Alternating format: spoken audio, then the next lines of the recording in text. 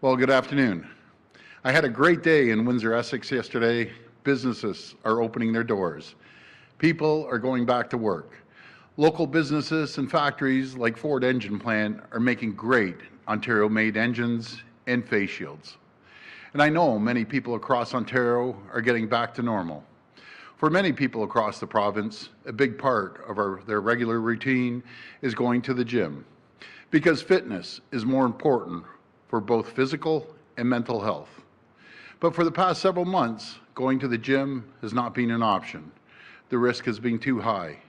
But today, thanks to the efforts of everyone in the province, the number of new cases is heading in the right direction. The time is right to open up our province a little more and help people get active again. Many of our gyms and fitness centers are run by small business owners. They employ hundreds of people, and they are a vital part of our local communities. We want to help every business we can get back on their feet and recover. So on the advice of the Chief Medical Officer of Health and other health experts, we're allowing gyms and recreation centers to increase their capacity limits as of tomorrow at 12:01 a.m. with additional public health restrictions. Up to 50 people will be allowed per room with physical distancing limits in place. These changes will give our business owners the flexibility they need to serve residents and hire back more workers. Our team has been working around the clock to make sure sports and recreation can get up and running safely. And as we head towards September, as our kids get ready to go back to school, whether it's hockey, soccer, or swimming, we want to get our kids and amateur athletes back to the sports they love. Getting these kids on the field, getting them back on the ice, is more important that we get it done now. That's why I'm pleased to announce today our government is providing $8 million through the Ontario Amateur Sports Fund. This funding will ensure these organizations can continue delivering safe and quality sports programming for our kids and amateur athletes as parents head back to work and students head back to the classrooms this September. These changes and investments will help everyone stay safe, active, and healthy. With more sunny weather on the way this weekend, I want to remind everyone, please keep following the public health advice. We've been under 100 new cases a day for almost a whole week. Please keep it up. Practice physical distancing, wear a mask when required, and wash your hands frequently. Thank you, and God bless the people of Ontario. Now I'll hand it over to Minister MacLeod. Thank you, Premier. For the past 7 weeks, I've been visiting heritage, sport, tourism, and cultural institutions across the province to see firsthand the health and safety protocols these businesses have put in place to help stop the spread of COVID-19 and keep Ontarians safe. Sport and recreation is an important driver in Ontario's economy, contributing more than $12 billion and thousands of jobs to the province's bottom line. More importantly, these physical and social activities contribute to the health and well-being of all individuals and families across our province. This is critical as we reopen more businesses and people leave their homes after being idle for months. Clearly, sport is part of our cultural fabric. Whether we're cheering on our local OHL team, singing our national anthem after an Olympic gold medal, or celebrating another win by our Toronto Raptors, sports gives our young athletes something great to aspire to, and it rallies all of us around our flag and shared Ontario and Canadian identity. It is fitting, then, that thanks to our collective hard work, that tomorrow we are able to expand capacity at Ontario's sports and recreational facilities to welcome back more athletes and support small businesses. This means that gyms, health clubs, community centers, arenas, yoga studios, dance studios, and other fitness facilities will be able to welcome back more customers and, of course, more athletes. It is another step we are taking to support athletes to return to play and, in some cases, prepare them for the podium. This is an important step in Ontario's economic and social recovery. It's why we're continuing to invest in and work with our provincial sport organizations to further develop safe return-to-play protocols that get our amateur athletes back on the ice, back on the court, or back on the field as soon as it's safe to do so. The unifying power of sport is worth investing in, and it's worth protecting. I'll continue to work and challenge my federal counterparts to ensure that Ontario's 3.8 million athletes receive the proportional support they deserve. And we'll work across government to provide our sports and recreation businesses assurance that they'll be protected from added pressures brought on by COVID-19. In the meantime, I'll continue to travel the province to reinvigorate consumer support for our heritage sport, tourism, and culture industries. Okay, we'll go to the phone line for questions. Well, just right before we go to questions, I just want to give a shout out to Grocery Hero. They started in Toronto 4 months ago. They help connect volunteers with frontline healthcare workers to help pick up groceries for them and their families, because the healthcare workers are working around the clock. They're exhausted. The last thing they want to do is go home and have to make a meal for the kids and everyone. So 8,000 Canadians put up their hands, and they've made 4,000 matches. So that's 4,000 frontline healthcare workers who can focus on fighting COVID-19 and caring for patients. So thanks to Grocery Heroes. You guys are absolute champions, and that's a true Ontario spirit, and we'll be happy to take questions. Okay, we'll go to first question. Your first question comes from Alex McKean with the Toronto Star. Please go ahead. Hi, Alex. Hi.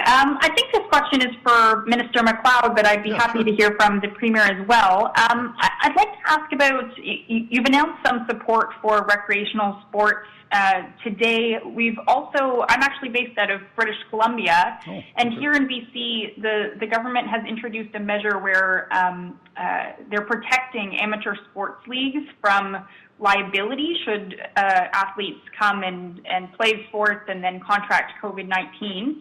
I know that there are some sports leagues that we've heard from in Ontario who are hoping for the same kind of measure to be put into place, and so that these leagues that might not have that many resources of their own don't have to worry about potentially being faced with a liability to reopen during the pandemic. What do you think about that? Is that something that you're still considering doing?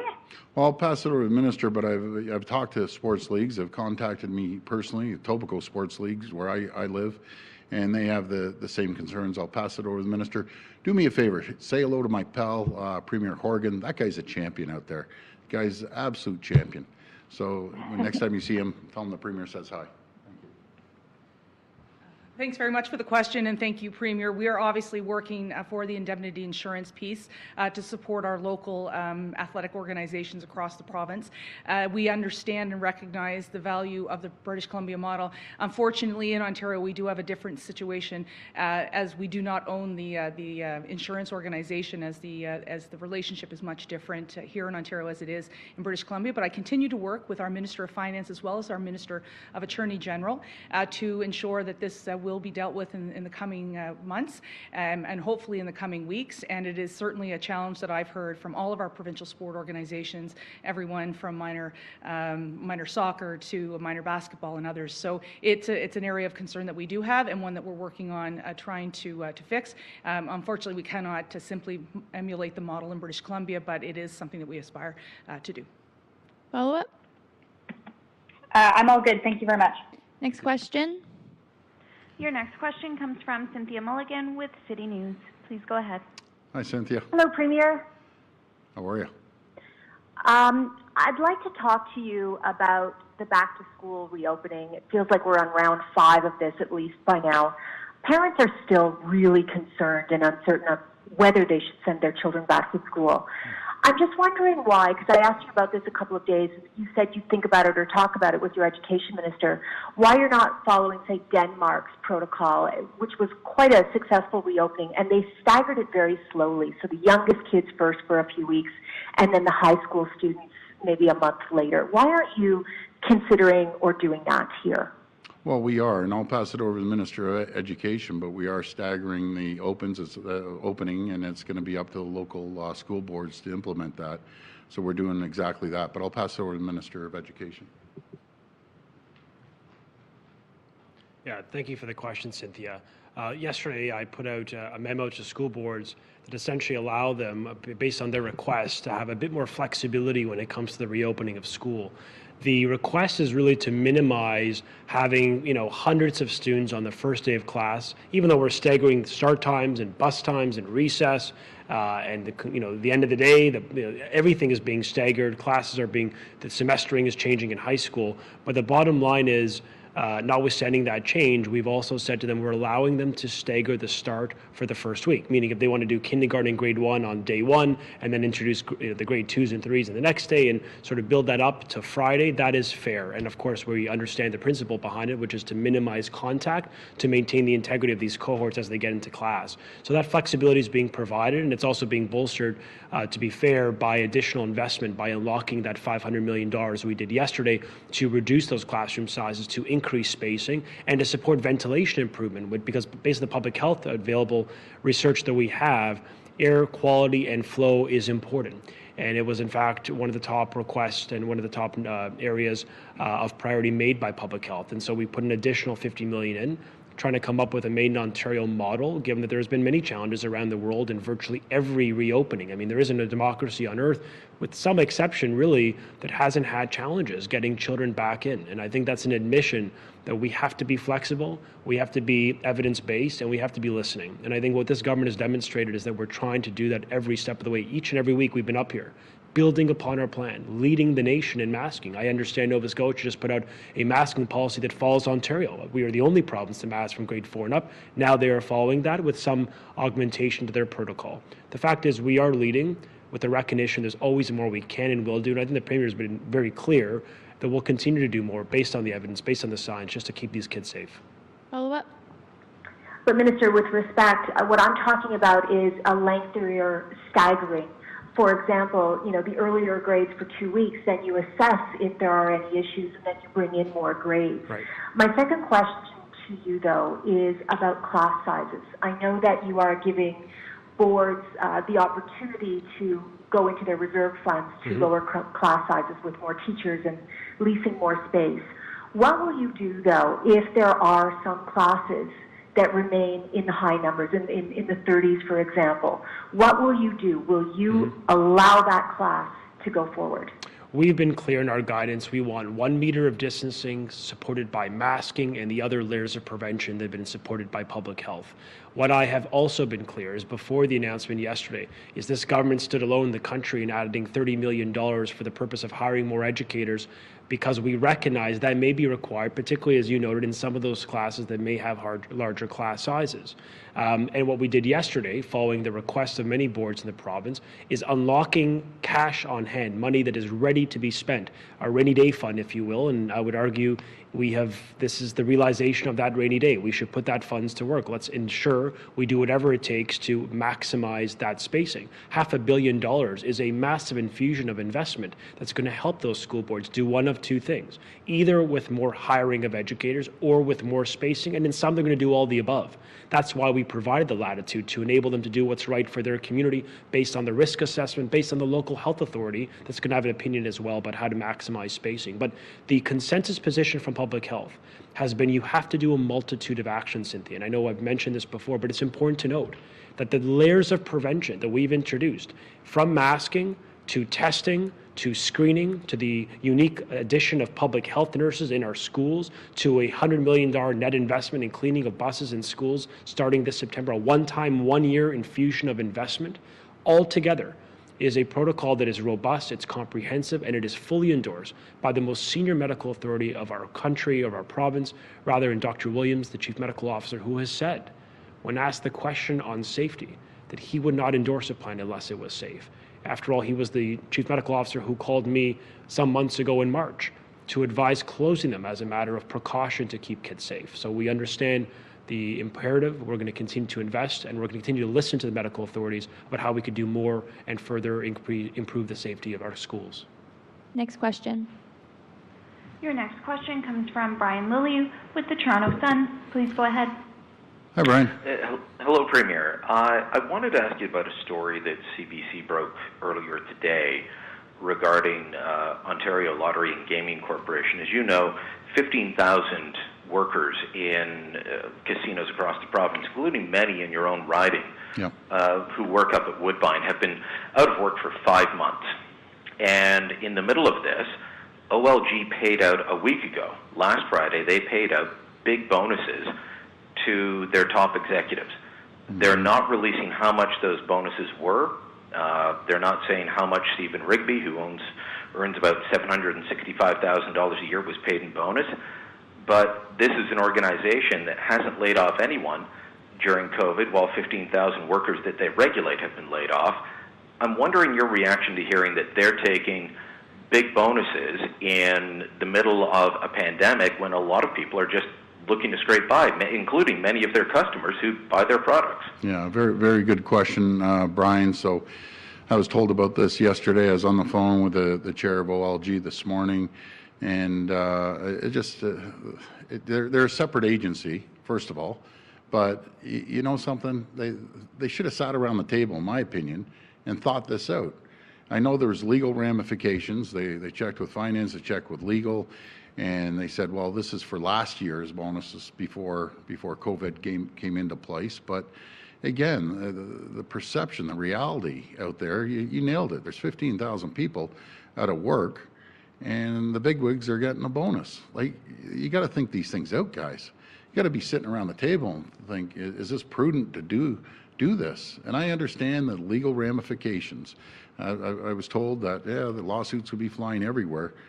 Well, save it. Maybe this year, maybe they should forego a bonus. They're making big bucks. You know, maybe you forego a bonus. But I'm going to dig into this deeper. I only had a quick conversation with the chair. I'll talk to the finance minister as well. But it's just not good. It is not good at all. People are struggling out there. People working at the casinos. When I was down at Windsor yesterday, Brian, the first question I was getting is about casinos. There's a couple thousand people that are struggling, can't put food on the table, and they sit back on television, radio, news, and listen to these big wigs, the fat cats I call them, all making a fortune, 700 and some odd thousand. And by the way, we're gonna get a bonus. Guys, think before you start giving out all these bonuses. Like, give me a break. Like, they sometimes they just don't think. For all these big smart guys, they aren't too friggin' smart. Follow up. And Premier, I get what you're saying, but Peter Deeb, who is one of your appointees, is the chair of the board. He and his fellow board members had to approve this. Yep. Your finance minister, Rod Phillips, oversees OLG. Despite all the stories about Stephen Rigby in the news, he remains in place, even though he said he would resign over stories about expenses and different things. There's an audit going on, and he's still taking a bonus, even though they didn't meet their target for providing money to the province. So, are people that you've put in place, be it the finance minister, or Peter Deeb, or others, are they protecting people that are at the top, the fat cats, as you say? Because when you're looking at it from the bottom up, it looks like a lot of people feeding at the trough.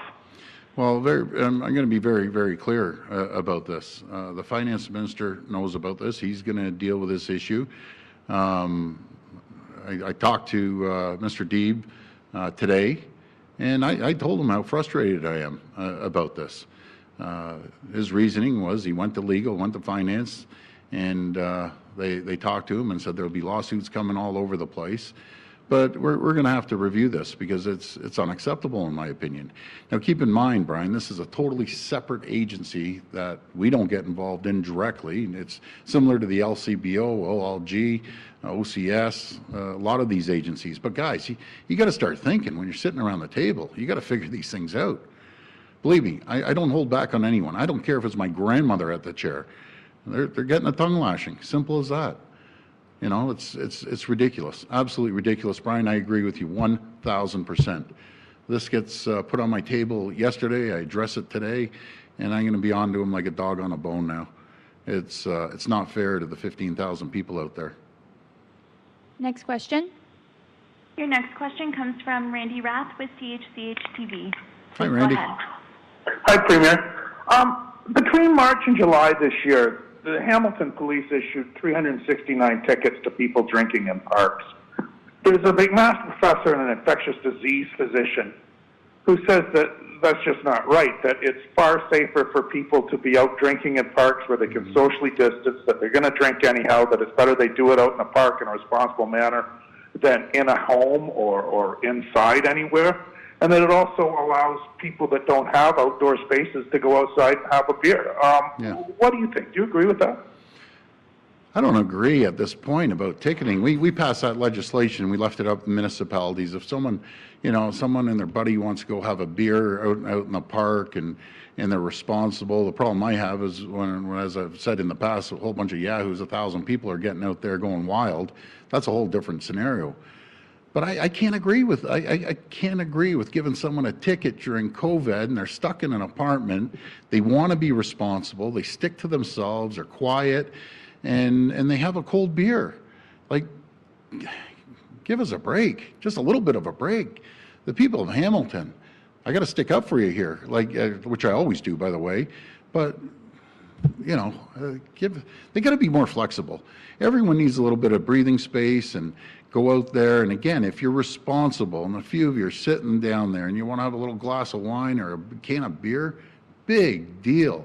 Who cares? Like, if you aren't rowdy, what's the difference, Randy, between they're making it legal to go out and smoke a joint, a doobie, a reefer, whatever the heck they call it nowadays. I wouldn't want my kids walking by with a bunch of guys smoking cannabis or marijuana. But if a couple of guys are sitting there quietly on a picnic bench having a cold little beer, who cares? Like, honestly, it's no big deal. That's just my personal opinion. Hamilton, they'll do what they want, but I got to protect the people of Hamilton.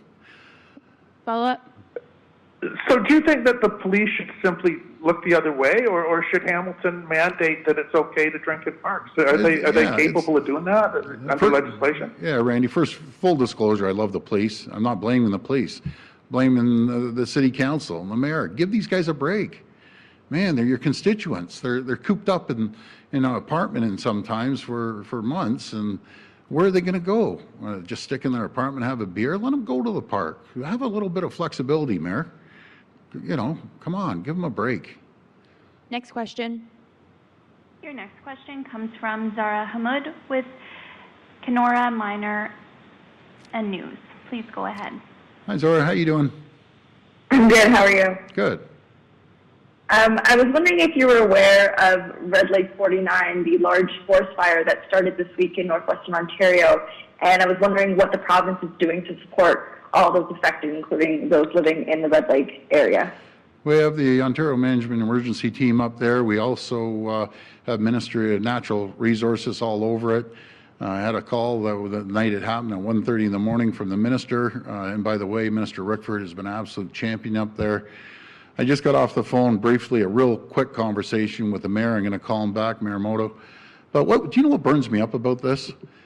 Excuse the pun, but these folks are struggling. There's a fire at Red Lake and everyone's evacuating. So they go to the closest town, Dryden. And what happens in Dryden? They go to Comfort Inn. It's advertised $10 a night on their website. And then the Comfort Inn in Dryden starts gouging these guys. They put it up to $400. So if I'm not mistaken, Comfort Inn is a massive franchise around North America. I got to call headquarters, and they better refund every single, because guess what? It's the taxpayer that's paying for this when we relocate people.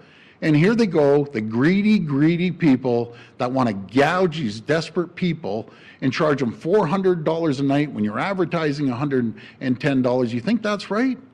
I don't think it's right. They're gouging the taxpayers, they're gouging the people. So, something, whoever the franchisee owner is, I'm calling headquarters, going to tell them, get your act together. Then nothing drives me more crazy than people taking advantage of other people and gouging them and just gouging them. It makes me sick. Like, guys, how many times do I got to get up here? Business owners, stop gouging people, or there'll be the further consequences. So Comfort Inn, get your act together. Follow up. How was the issue with Dryden, or was the Comfort Inn in Dryden brought to your attention? Because I got phone calls saying, hey, they're advertising, and then I just spoke to the mayor, and I said, I hear there's gouging up there. He goes, yeah, it's a Comfort Inn in Dryden that's advertising $110 a night online, and they're getting charged $400. So that is just wrong, absolutely wrong. And I just can't believe people have the nerve to do this. The gall of them. I just can't believe it. Okay, last question. Your final question comes from Lucas Meyer with Newstalk 1010. Please go ahead. Hi, Lucas. Hi, Premier. Sorry, I'm on a little rant Brian, today, but I apologize. But man, I just can't stand when these people are just doing ridiculous things. Sorry about that. But go ahead, Lucas. Loud and clear, Premier. Thank you, Brian, for asking about the ULG. Premier, I did want to get your thoughts on another non-education issue, the situation at the brass rail. 500 people maybe being exposed, and obviously contact tracing going on, and the club apparently cooperating, though our colleagues at CB24 are now reporting some violations, apparently in terms of social distancing, contact log tracing. Considering you have to keep community infections down, so things like schools can go, does this make you overly anxious, or are we bound to have incidents like this, and it's about follow-up? Well, it's about follow-up, and we're going to show how contact tracing works. We're going to be contacting everyone, and that was over at this location, and we're going to follow up. They have to get tested. If there's 500 people, you got to practice social distancing. You got to put on a mask. I know it sounds ironic talking about that, but you have to. It's like any other business. They're a business. We got to treat them like any other business, and maybe we get the health inspectors to go in and inspect. But what can I say about that? They got to follow the protocols. That's it. Stay, practice social distancing. I know it sounds crazy, Lucas, when you're talking about the brass rail, but you just got to do it. Follow up. I feel sorry for the people when they go to their house and tell them that they were at the brass rail. That's who I feel sorry for. Sorry for the spouse. Seriously, man, I wouldn't want to be on the end of that one. I don't even have to it's hard to transition. It sure is interesting transitioning back to kids after that, Premier, but I will. Okay. To Minister Lecce, actually, I do want to go back to what Cynthia was asking before, because I'm not sure if that was made completely clear. So really, quite simply, two things. If a board asked you, we need more than a week, let us stagger, for 2 weeks with a couple of grades, and then later on some other grades, not just the first week, but beyond, would you be okay with that? And B, would you be okay with a 30-pupil classroom? Well, we want to ensure distancing of at least 1 meter as per the public health advice. We also want to ensure that the masking is in place for all students, which is why we've imposed that mandate. So, the quantum is, sort of not the fundamental issue. It's the distancing. We want to ensure distancing can be respected, at least 1 meter, coupled with all the other preventative measures we put in place to improve safety. With respect to the question on start times, I've already indicated a flexibility for the first week. I'm open to working with boards. Look, if this is about public health imperatives, if they believe it's really important to take a few extra days to restart the school year, stagger the start to reduce the volume of kids coming into those schools, I'm going to work with them in a partnership of keeping the kids safe. And I've already indicated, and in fact, we've already confirmed to boards via a memo last week, or rather yesterday, that we would do that, specifically the first week. I'll work with boards if they think they need a tad more time. I know that there's an overall broader imperative to get kids back into class. So we know that for their wellness and their development and their mental health, but we're going to be flexible, we're going to be reasonable, and we're going to be evidence-based according to the public health recommendations to make sure that we do this safely, we do this right in September. Okay, thank you. Thank you. Thanks, everyone. Have a great weekend. Stay safe.